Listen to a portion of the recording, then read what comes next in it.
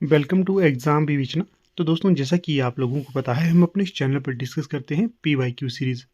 तो जो ये पीवाईक्यू सीरीज़ है आपकी प्रत्येक परीक्षा के लिए काफ़ी महत्वपूर्ण होती है, तो इसलिए आप इसे ध्यानपूर्वक देखा करें।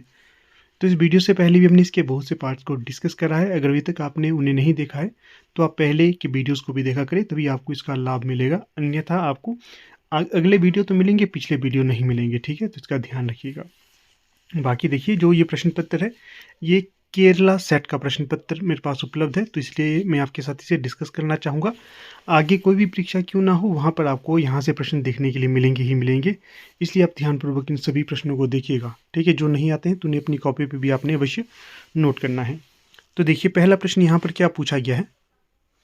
भारत में ब्राह्मी लिपि का प्रचलन कब हुआ? तो 4 विकल्प आपके समक्ष दिए गए हैं। इनमें जो सही होगा उसका आपने चयन करना है। एक तरह से आपका ये मॉक टेस्ट भी होगा, दूसरा यहाँ से आपको पीवाईक्यू भी पता चलते रहेंगे। ठीक है, तो इसका ध्यान रखना आपने। तो जो सही विकल्प होगा पहले प्रश्न का, तो वो हो जाएगा विकल्प बी।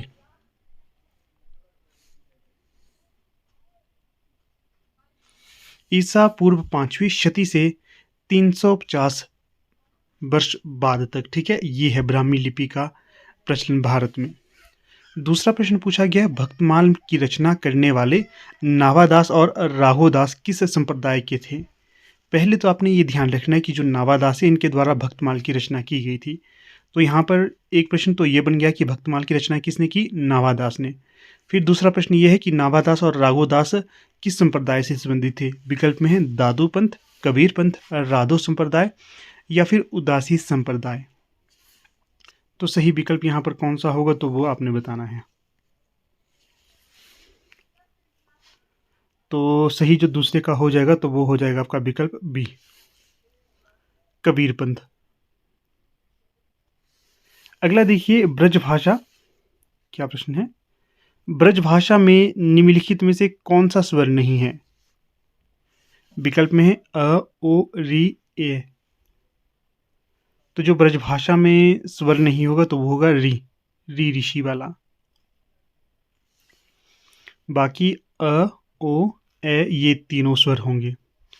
अगला है चौथा, जगनिक द्वारा रचित आलाखंड की भाषा क्या है? पहले तो ये ध्यान रखिए कि जो आलाखंड किसके द्वारा रचित है, ये होगा आपका जगनिक द्वारा रचित। फिर भाषा कौन सी है इसकी, तो भाषा आपने बतानी है यहाँ पर। तो सही जो विकल्प हो जाएगा अवधी ब्रजभाषा राजस्थानी पंजाबी में, तो वो हो जाएगा आपका, एक मिनट,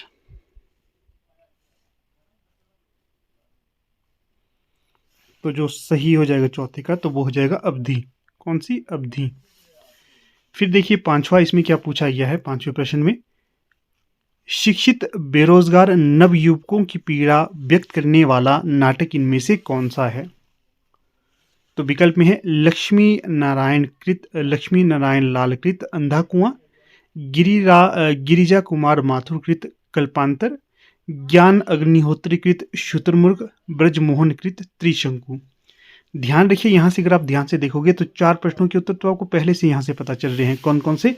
कि जो अंधा कुआं किसका नाटक होगा? लक्ष्मी नारायण लाल का। कल्पांतर किसका नाटक है? गिरिजा कुमार माथुर। और शुतुरमुर्ग किसका नाटक है? ज्ञान अग्निहोत्री। और त्रिशंकु किसका नाटक है? ये ब्रजमोहन जी का होगा। इस प्रकार से आप प्रश्नों को ध्यान से देखोगे तो भविष्य के लिए भी यहाँ से प्रश्नों का निर्माण हो जाता है। तो जो सही विकल्प हो जाएगा पांचवे का, तो वो हो जाएगा आपका डी, ब्रजमोहन कृत त्रिशंकु में ये विषय होगा। फिर प्रश्न है यहाँ पर 6, महापंडित राहुल सांकृत्यायन के बचपन का नाम क्या था? तो जो राहुल सांकृत्यायन जी थे, इनके बचपन का नाम पूछा गया है। विकल्प में है केदारनाथ पांडे, गोवर्धन पांडे, रामशरण पाठक या जानकी पांडे। छठे का सही विकल्प बताइएगा। तो छठे का सही विकल्प हो जाएगा केदारनाथ पांडे।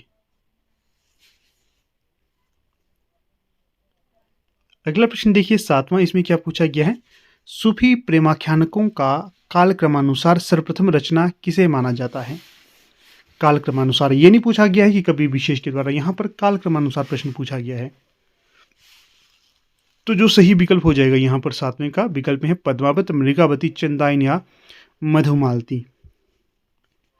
तो सातवें का सही विकल्प हो जाएगा चंदायन, कालक्रमानुसार होगा तो चंदायन सही है। फिर है आठवां, जयशंकर प्रसाद के किस नाटक को नारी जागरण का महाकाव्य कहा जा सकता है? जयशंकर प्रसाद के किस नाटक को नारी जागरण का महाकाव्य कहा जा सकता है? आठवें में कौन सा सही विकल्प होगा? विकल्प देखिए पहले, चंद्रगुप्त, स्कंदगुप्त, जन्मेजय का नागयज्ञ या ध्रुव स्वामिनी। आठवें में कौन सा सही विकल्प होगा? तो आठवें में हो जाएगा आपका ध्रुव स्वामिनी।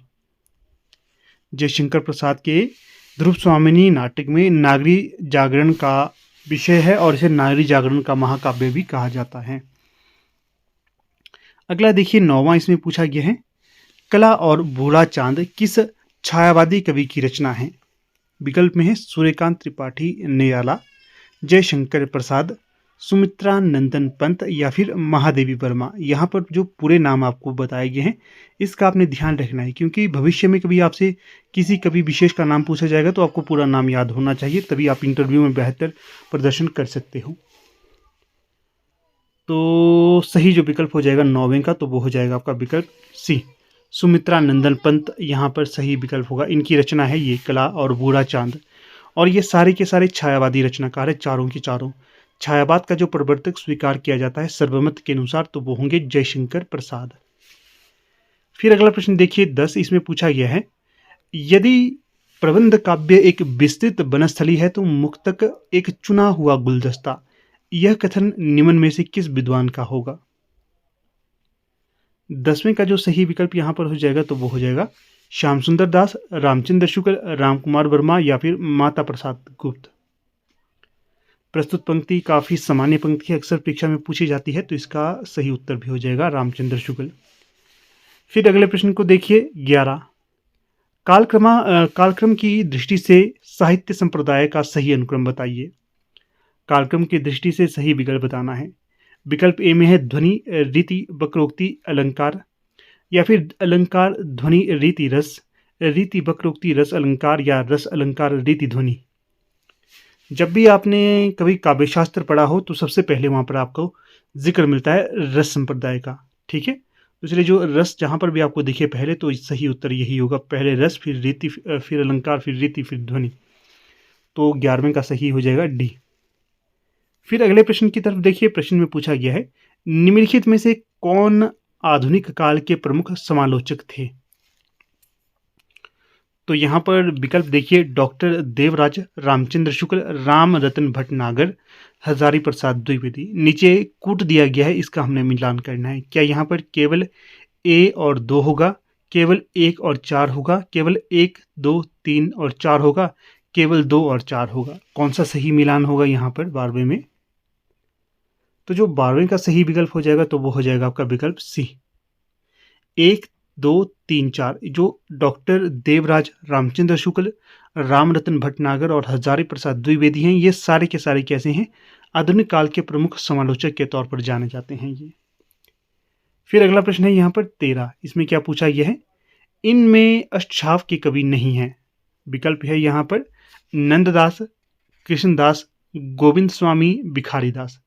मैं बार बार आपको ये प्रश्न करवाता हूँ जब भी आपको अष्टछाप के प्रश्न मिलते हैं, तो मुझे लगता है कि इसका उत्तर आपको पता ही होगा, क्योंकि अष्टछाप के कवियों के बारे में भी मैंने पहले भी आपसे जिक्र किया था। अगर आपने ध्यानपूर्वक वो लेक्चर देखे होंगे तो आपको उत्तर अवश्य आता होगा।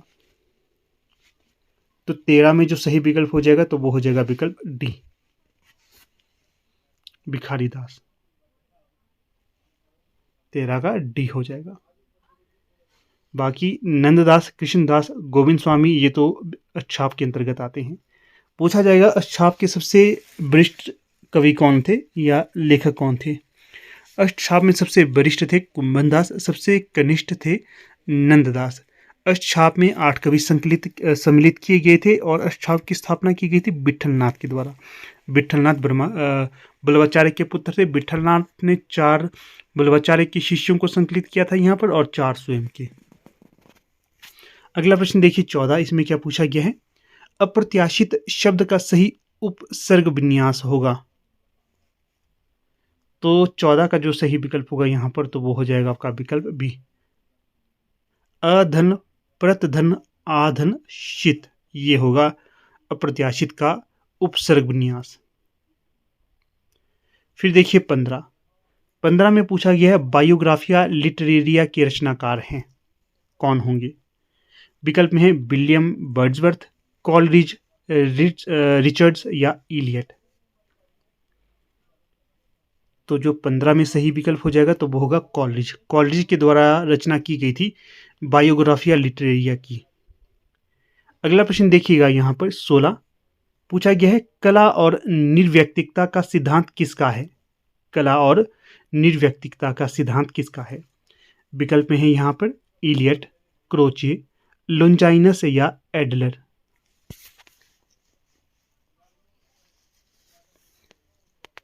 तो 16 में जो सही विकल्प हो जाएगा कला और निर्व्यक्तिकता का सिद्धांत इलियट का है, टीएस इलियट। फिर देखिए प्रश्न संख्या 17, इसमें क्या पूछा गया है? स्पर्श संघर्षी ध्वनियां इनमें से कौन सी हैं? स्पर्श संघर्षी ध्वनियां। विकल्प ए में है क ख ग, विकल्प बी में च छ ज, विकल्प सी में प फ ब, विकल्प डी में न न म। 17 में जो सही होगा तो वो होगा विकल्प सी, प फ ब, ये होंगी स्पर्श संघर्षी ध्वनियां। अगला प्रश्न है 18, शतम भाषा समूह में कौन सा भाषा वर्ग है? विकल्प देखिए नेपाली, ईरानी भारतीय, अंग्रेजी जापानी और यूरोपियन।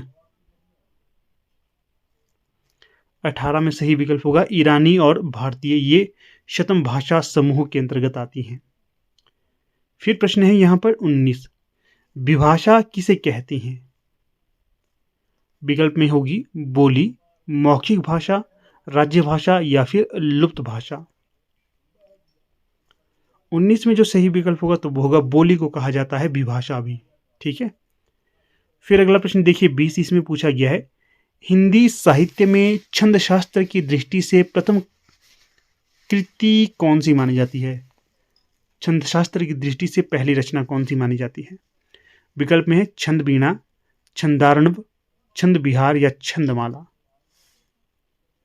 तो 20 का जो सही विकल्प हो जाएगा तो वो होगा छंदमाला। फिर देखिए प्रश्न संख्या यहां पर है 21, क्या पूछा गया है 21 में? आधुनिक हिंदी कविता के प्रमुख आंदोलनों का सही अनुक्रम कौन सा है? जो आधुनिक हिंदी कविता के प्रमुख आंदोलन थे उनका सही अनुक्रम बताना है। विकल्प ए में है प्रयोगवाद, प्रगतिवाद, अकविता, नई कविता। विकल्प बी में है अकविता, नई कविता, प्रगतिवाद या प्रयोगवाद। विकल्प सी में है प्रगतिवाद, प्रयोगवाद, नई कविता या अकविता।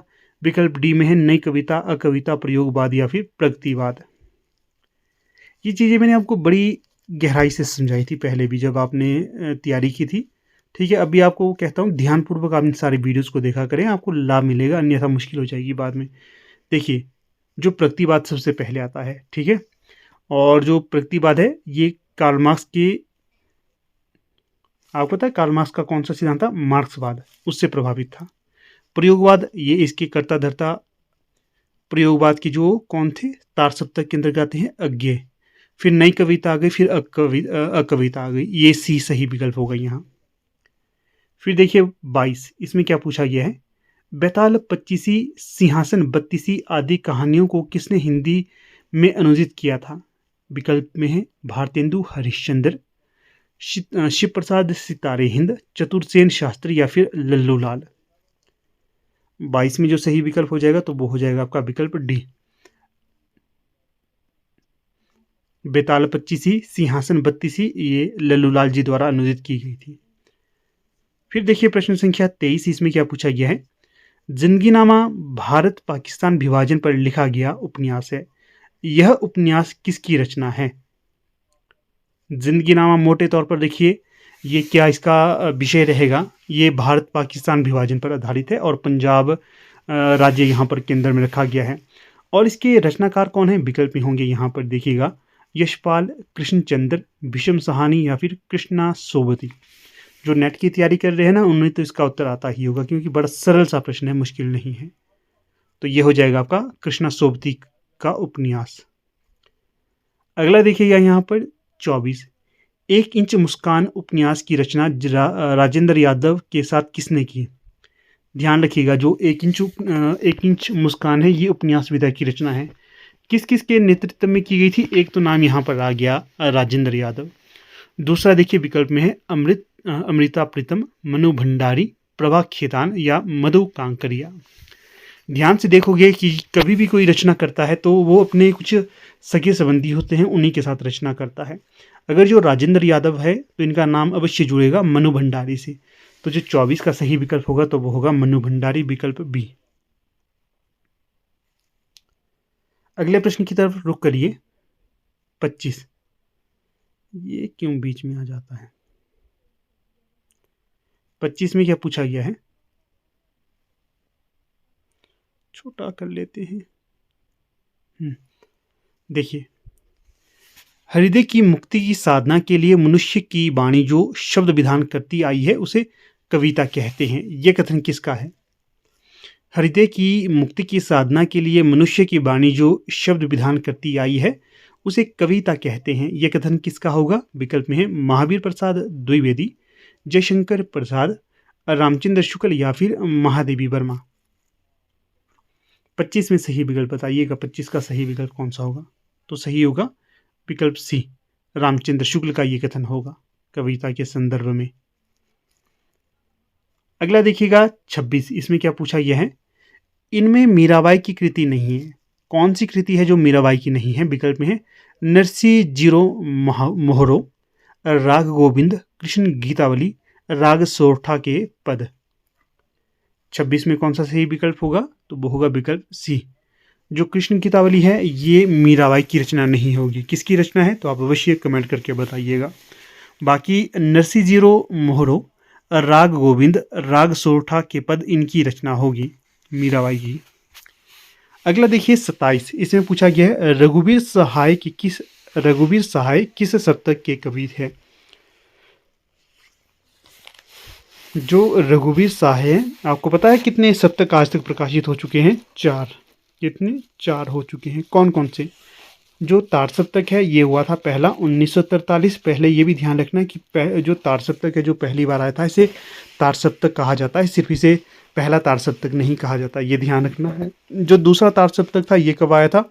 1951 में। तीसरा कब आया? 1959 में। चौथा कब आया? 1979। ये तिथियां याद रखनी है आपने। तो जो रघुवीर सहाय हैं ये किस सप्तक के अंतर्गत आएंगे? तो ये आएंगे आपके दूसरे सप्तक के अंतर्गत।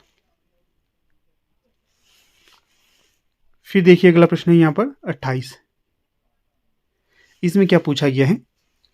हृदय सिंधु मति सीप समाना, स्वाति शारद कहीं सुजाना, यह पंक्ति भक्ति काल के किस कवि की है? विकल्प में होंगे कबीरदास, सूरदास, तुलसीदास या नंददास। 28 में सही विकल्प कौन सा होगा? तो जो ये पंक्ति है ये होगी तुलसीदास की। सी सही विकल्प होगा 28 का। अगला देखिए 29, जब एक ही वर्ण या अक्षर बार बार आए तो वहां पर कौन सा अलंकार होता है?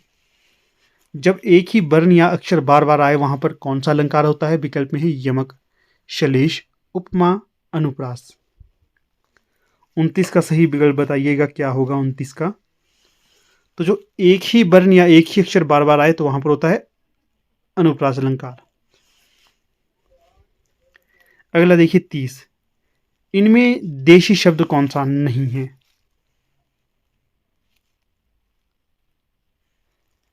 विकल्प में है कलम, लोटा, जूता, डिबिया। तो 30 का जो सही विकल्प हो जाएगा तो वो होगा कलम, विकल्प ए। ये विदेशी शब्द है, बाकी सारे लोटा, जूता, डिबिया ये देशी शब्द होंगे। फिर जो अगला प्रश्न है 31, इसमें पूछा गया है निम्न लिखित सूचियों को सुमेलित कीजिए। यहाँ पर एक तरफ रचना दी गई है और दूसरी तरफ रचनाकार। तो अगर हम इनका मिलान करते हैं तो किस प्रकार से उत्तर आएगा? तो देखिए इस प्रकार से उत्तर होगा आपका। जो हमीर रासो है ये किसकी रचना होगी? हमीर रासो शारंगधर की। खुमान रासो ये किसकी रचना हो जाएगी? खुमान रासो, तो खुमान रासो हो जाएगी यहां पर आपकी दलपति विजय। परमाल रासो किसकी रचना हो जाएगी? जगनीक। और जो पृथ्वीराज रासो है ये किसकी रचना हो जाएगी? चंद बरदाई की। तो इस प्रकार से ए का 4 कहाँ पर है? ए का 4 दो जगह है, बी और डी में। फिर बी का 1 कहाँ पर है? विकल्प बी में। तो ये यहाँ पर सही उत्तर होगा 31 का बी। अगला प्रश्न देखिएगा यहाँ पर 32। क्या पूछा गया है? पद दलित इस शब्द में कौन सा समास है? शब्द क्या है? पद दलित। इस शब्द में कौन सा समास होगा ये बताना है। तो जो 32 में सही विकल्प हो जाएगा तो वो हो जाएगा आपका तत्पुरुष समास होगा यहाँ पर। कौन सा? तत्पुरुष समास। फिर देखिए 33, इसमें क्या पूछा गया है? निम्नलिखित में से रीतिबद्ध कवि नहीं है। तो दिए गए विकल्पों में से जो रीतिबद्ध नहीं होगा तो वो बताना है। विकल्प में घनानंद, मतीराम, चिंतामणि, केशवदास। पता ही है आपको रीतिकाल कितने भागों में विभाजित था? 3 में। एक होता है रीति सिद्ध, एक होता है रीतिबद्ध, एक होता है रीति मुक्त। तो जो रीति सिद्ध में आते हैं मूलतः तो वो होंगे बिहारी, और रीतिबद्ध में आते हैं मतीराम, चिंतामणि, केशवदास इत्यादि इत्यादि। और जो रीति मुक्त में आते हैं तो वो होंगे घनानंद, आलम, शेख। शेख नहीं, घनानंद, आलम और बोधा। हाँ, ये 3 और भी हैं जो मुख्य हैं, वो नाम आपको बतला दिए मैंने यहाँ पर।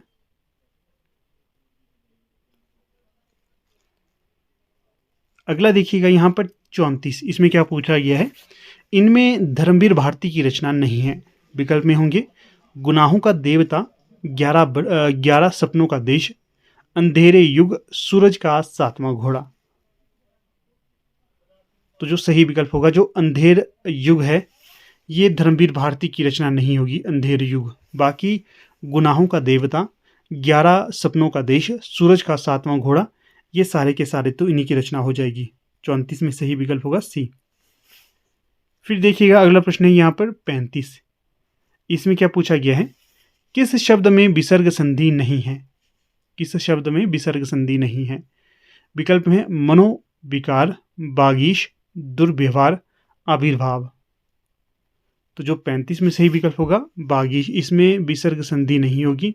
बाकी देखिए तीनों में, मनोविकार, दुर्व्यवहार, आविर्भाव, इन तीनों में ही विसर्ग संधि का प्रयोग किया गया है।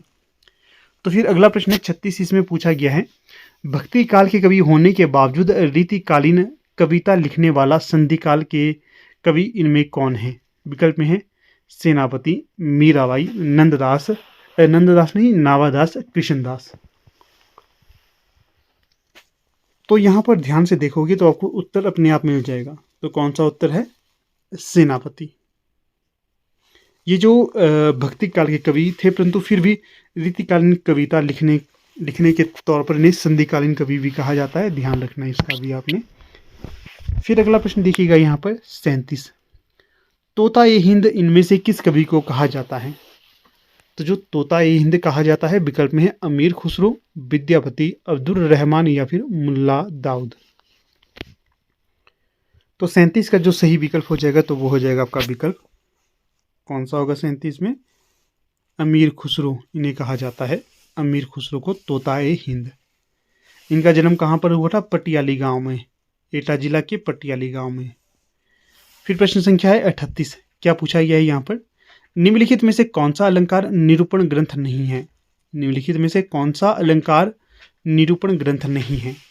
विकल्प में है मती रामकृत ललित ललाम, भिखारीदास कृत श्रृंगार निर्णय, भूषण कृत शिवराज भूषण या फिर जसवंत सिंह कृत भाषा भूषण। यहाँ से भी क्या हो रहा है? 4 प्रश्नों का निर्माण हो रहा है आपके। पहला इस तरह से प्रश्न देखिए, ललित ललाम किसकी रचना है? मतीराम की। श्रृंगार निर्णय किसकी रचना है? भिखारीदास की। भाषा भूषण किसकी रचना है? जसवंत सिंह की। और शिवराज भूषण किसकी रचना है? भूषण की।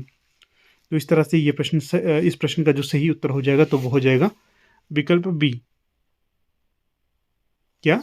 भिखारीदासकृत श्रृंगार निर्णय ये जो अलंकार निरूपण ग्रंथ नहीं है। श्रृंगार निर्णय ये श्रृंगारिक ग्रंथ है, ये ध्यान रखना है। बाकी ललित ललाम कैसा ग्रंथ है? अलंकार निरूपण का ग्रंथ है। शिवराज भूषण कैसा है? अलंकार निरूपण का है। भाषा भूषण कैसी है? ये भी अलंकार निरूपण का है, ये भी ध्यान रखिएगा। अगला जो प्रश्न है यहाँ पर 39, इसमें क्या पूछा गया है?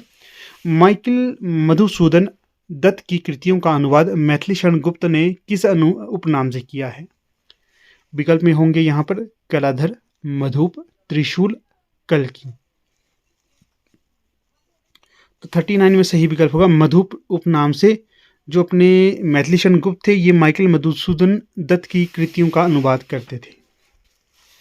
अगला जो प्रश्न है यहाँ पर 40 इसमें पूछा गया है, द्विवेदी युग की किस प्रवृत्ति के विद्रोह स्वरूप छायावाद का उदय हुआ था? ध्यान रखिएगा, ये जो श्रृंगारी यहाँ पर विकल्प दिए गए हैं, ये सारे के सारे एक तरह से प्रवृत्ति थी किसकी या विशेषताएं थी द्विवेदी युग की, जैसे कि श्रृंगारिक भक्ति भावना, राष्ट्रीय भावों की अतिरंजना, ब्रजभाषा की काव्य रंजना या इत्यवृत्तात्मकता। ये सारी इन्हीं की, हाँ ध्यान रखिए गलत बता दिया, सारी इन्हीं की विशेषता नहीं है, अलग अलग युग की विशेषताएं रही हैं। जैसे ब्रजभाषा आपकी मुख्यतः रही थी भारतेंदु युग और रीतिकाल की, और अपने रीतिकाल के साथ साथ अपने जो कृष्ण भक्ति कवि थे उनकी। श्रृंगारिकता भी भारतेंदु युग की काफ़ी प्रसिद्ध प्रवृत्ति रही है। राष्ट्रीय भावना काफ़ी हद तक मिलती है, परंतु मुख्यतः हम ये नहीं कह सकते कि राष्ट्र भावना ही यहाँ पर अधिक थी। तो जो इसमें अधिकता थी तो वो थी आपकी इतिवृत्तात्मकता, इसी के आधार पर छायावाद का उदय हुआ था। ये आप ध्यान रखिएगा, विकल्प डी यहाँ पर सही हो जाएगा। ठीक है, ये सारी चीज़ें जो मैंने बताई ध्यान रखिएगा, जो नहीं आती हैं तो उसे अपनी कॉपी पे भी आपने नोट अवश्य करना है। अगला प्रश्न देखिएगा 41 इसमें पूछा गया है, कामायनी के किन किन सर्गों में पूंजीवादी सभ्यता और वर्ग संघर्ष का संकेत है? तो विकल्प में है स्वप्न और संघर्ष, चिंता और आशा, ईड़ा और लज्जा, ईर्षा और कर्म। 41 में जो सही विकल्प हो जाएगा तो वो हो जाएगा आपका स्वप्न और संघर्ष। कामायनी में कुल कितने सर्ग हैं ये बताइएगा आप, ये प्रश्न आपके लिए छोड़ देता हूं। अगला जो प्रश्न यहाँ पर पूछा गया है, इसमें पूछा गया है 42 में, हिंदी में नवचेतनावाद का प्रचारक किस छायावादी कवि को मानते हैं? विकल्प में है जयशंकर प्रसाद, रामधारी सिंह दिनकर, सुमित्रा नंदन पंत, सूर्यकांत त्रिपाठी निराला। 42 में कौन सा सही विकल्प होगा? तो 42 का सही विकल्प होगा सी, हिंदी में नवचेतनावाद का प्रचारक सुमित्रा नंदन पंत को माना जाता है। अगला प्रश्न देखिएगा यहाँ पर 43, इसमें क्या पूछा गया है, प्रगतिशील लेखक संघ की स्थापना सबसे पहले कहाँ पर हुई थी? लखनऊ, पेरिस, उज्जैन या फिर डेनमार्क। तो 43 का जो सही विकल्प हो जाएगा तो वो हो जाएगा आपका पेरिस में। सबसे पहले पेरिस में इसकी स्थापना हुई थी, उसके पश्चात लखनऊ में, यह भी ध्यान रखना है। जो लखनऊ में इसकी अध्यक्षता किसने की थी? मुंशी प्रेमचंद ने। अगला प्रश्न देखिए 44, निम्नलिखित में से किस कहानी पर विलियम शेक्सपियर के टेम्पेस्ट की छाप सिद्ध हो चुकी है? किस कहानी पर? विकल्प में है रानी केतकी की कहानी, उसने कहा था 11 वर्ष का समय, 11 केतकी का समय, केतकी का नहीं होगा 11 वर्ष का समय, इसका सुधार कर लीजिएगा 11 वर्ष का समय, या फिर इंदुमती। 44 में कौन सा सही विकल्प होगा? तो जो इंदुमती है इस पे विलियम शेक्सपियर की टेम्पेस्ट की छाप सिद्ध हो चुकी है, इंदुमती।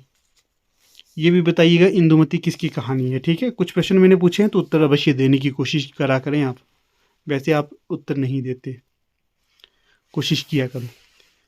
45, किसिम किसिम की कविता नामक लेख में नई कविता के 45 नामों का उल्लेख किसने किया? ध्यान रखिए, किसिम किसिम की कविता नामक लेख में नई कविता के कितने नामों का उल्लेख है? 45 नामों का उल्लेख है। तो ये किसने उल्लेख किया था? विकल्प में है अज्ञे, शमशेर, जगदीश गुप्त, बच्चन सिंह। तो 45 में जो सही विकल्प हो जाएगा तो वो हो जाएगा डॉक्टर जगदीश गुप्त। अगला प्रश्न देखिएगा 46, क्या पूछा गया है यहाँ पर, बंग महिला का वास्तविक नाम क्या था? विकल्प में है यहाँ पर राजेंद्र बाला घोष, मधुबाला घोष, दुलाई वाली घोष या फिर आदर्श बाला घोष। तो 46 का सही विकल्प होगा विकल्प ए, राजेंद्र बाला घोष। दुलाई वाली इनकी प्रसिद्ध कहानी है, ये ध्यान रखना है। अगला है 47, इसमें क्या पूछा गया है, निम्नलिखित में से सही अनुक्रम क्या है? विकल्प में है विकल्प ए नकेनवाद, प्रगतिवाद, छायावाद या हालावाद। विकल्प बी हालावाद, प्रगतिवाद, नकेनवाद या छायावाद। विकल्प सी छायावाद, हालावाद, प्रगतिवाद या फिर नकेनवाद। विकल्प डी प्रगतिवाद, नकेनवाद, हालावाद या छायावाद। 47 में सही विकल्प कौन सा होगा? तो 47 में सही विकल्प होगा विकल्प सी, पहले छायावाद, फिर हालावाद, फिर प्रगतिवाद, फिर नकेनवाद। अगला देखिए 48, इसमें क्या पूछा गया है 48 में? तो यहाँ पर प्रश्न ये पूछा गया है कि सन 1977 ईस्वी में जनवादी विचार मंच की स्थापना किस विश्वविद्यालय में हुई?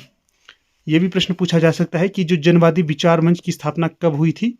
तो ये हुई थी सन 1977 में। फिर प्रश्न पूछा गया है किस विश्वविद्यालय में हुई थी? विश्वविद्यालय है कोलकाता विश्वविद्यालय, दिल्ली, पंजाब या फिर इलाहाबाद। 48 में सही विकल्प कौन सा होगा?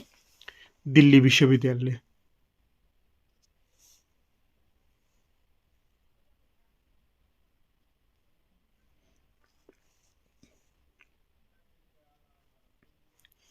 अगला देखिएगा यहाँ पर 49, लहंदा किस अपभ्रंश की देन है? लहंदा भाषा किस अपभ्रंश की देन है? विकल्प में है यहाँ पर शौरसैनी, मागधी, पेशाची या फिर महाराष्ट्री। तो जो 49 का सही विकल्प होगा तो वो होगा पेशाची। लहंदा किस अपभ्रंश की देन है? पेशाची अपभ्रंश की देन है। अगला प्रश्न देखिए 50, मुक्तिबोध को अंधेरे में कविता के नायक से अलग करके देखना असंभव है, यह किस आलोचक का मत है? रामविलास शर्मा, कुंवर नारायण, देवनारायण शाही या फिर शांति प्रिय द्विवेदी। तो 50 में जो सही विकल्प होगा तो वो होगा विकल्प ई, रामविलास शर्मा का ये कथन होगा। क्या कहा इन्होंने? मुक्तिबोध को अंधेरे में कविता के नायक से अलग करके देखना असंभव है, ये कथन इनका होगा। तो देखिए दोस्तों, कुछ इस प्रकार से आज का ये हमारा लेक्चर था। लगभग हमने यहाँ पर 50 प्रश्नों को डिस्कस किया। जो मैंने फैक्ट आपको अलग से बताया ये काफ़ी आगे निकल जाते हैं प्रश्नों की संख्या के मामले में। लगभग 100 प्रश्न के आसपास बन जाता है तथ्यों के हिसाब से, परंतु जो प्रश्न बताए वो 50 थे। ध्यानपूर्वक आपने देखा होगा, कोई भी परीक्षा हो जिसकी आप तैयारी कर रहे हो वहाँ पर आपको डायरेक्ट इनडायरेक्ट इन प्रश्नों से लाभ मिलेगा। इसलिए निरंतर जो भी वीडियो आपको मिलते हैं तो देखते रहिए और पढ़ते रहिए। डाउट बिल्कुल भी नहीं करना है कि इससे हमें लाभ होगा कि नहीं। हिंदी साहित्य देखिए हर एक परीक्षा में रिपीट होता है। जो एलटी का प्रश्न होता है वो पूछा जाता है यूजीसी नेट, जो यूजीसी नेट का प्रश्न होता है वो पूछा जाता है एलटी टेट में। जो असिस्टेंट प्रोफेसर हिंदी की परीक्षा होती है उसके प्रश्न पूछे जाते हैं एलटी कमीशन में। घुमा फिरा के सारे प्रश्न इधर उधर होते हैं, तो ध्यान रखना आपने। निरंतर मेहनत करते रहिए, मेहनत ही आपकी कारगर सिद्ध होगी, बाकी कोई भी चीज़ आपको लाभ प्रदान नहीं करेगी। इसी के साथ साथ वीडियो की पीडीएफ इत्यादि के लिए आप हमारे व्हाट्सएप ग्रुप के साथ जुड़ जाना। जो पेड मेंबर है उनको व्हाट्सएप ग्रुप में ही पीडीएफ मिल जाएगी, बाकी जो पेड मेंबर नहीं है उन्हें टेलीग्राम ग्रुप ज्वाइन करना है, वहाँ पर इसकी पीडीएफ में सेंड कर दूंगा। ठीक है, तो चलिए फिलहाल यहाँ पर अब अपनी वीडियो का समापन कर लेते हैं। आप लोग वीडियो के अंत तक बने रहे, इसका बहुत बहुत धन्यवाद। ये देखिए काफ़ी सारे ऐसे कैंडिडेट हैं जो तैयारी कर रहे हैं यूजीसी नेट हिंदी की। इनके लिए अलग से व्हाट्सएप ग्रुप बनाया गया है।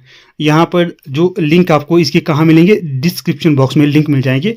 वहाँ पर आपको डेली यूजीसी नेट से संबंधित पीडीएफ इत्यादि दी जाती है। जो भी इंपॉर्टेंट स्टडी मैटर होता है वो आपको वहाँ पर प्रदान किया जाता है। तो आप जुड़ सकते हैं और अपनी तैयारी को और भी बेहतर कर सकते हैं इस व्हाट्सएप ग्रुप के साथ जुड़ के। बाकी एलटी टेट वालों के लिए भी अलग से ग्रुप बना हुआ है, एलटी कमीशन वालों के लिए भी बना हुआ है।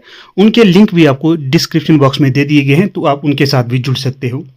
फिर देखिए वीडियो को एंड करने से पहले एलटी टेट जून 2025 के लिए हमारा ऑनलाइन बैच चला हुआ है। किसी की कोई भी क्वेरी इससे संबंधित है तो यहाँ पर जो हमारा व्हाट्सएप नंबर दिया गया है इस पर आप व्हाट्सएप कर सकते हैं, या फिर वीडियो को पॉज करके भी आप इस सब चीज़ों को रीड कर सकते हो। आपको जुड़ना चाहिए और अच्छे से अपनी तैयारी करनी चाहिए, क्योंकि टेट अगर आपका क्वालिफाई है तो आप अच्छे से जो भी कमीशन यहाँ पर निकलेगा टीजीटी हिंदी वाला, तो आप उसमें अपना टारगेट स्थापित कर सकते हो। इसी के साथ साथ हमारा जो एलटी कमीशन के लिए बैच बैठा हुआ है, इसमें भी आप एनरोल हो सकते हैं। इसकी भी जो सारी चीज़ें यहाँ पर लिखी गई हैं आप इसे पढ़ सकते हो। इसमें भी एनरोल होना चाहते हैं तो यहाँ पर जो व्हाट्सएप नंबर दिया गया है इसमें आप व्हाट्सएप करके इसकी जानकारी ले सकते हो। और यहाँ पर हमारे हार्ड कॉपी नोट्स भी अवेलेबल हैं, अगर आप इन्हें लेना चाहते हैं तो इसके लिए भी यहाँ पर व्हाट्सएप नंबर दिया गया है, इस पर आप कांटेक्ट कर सकते हैं।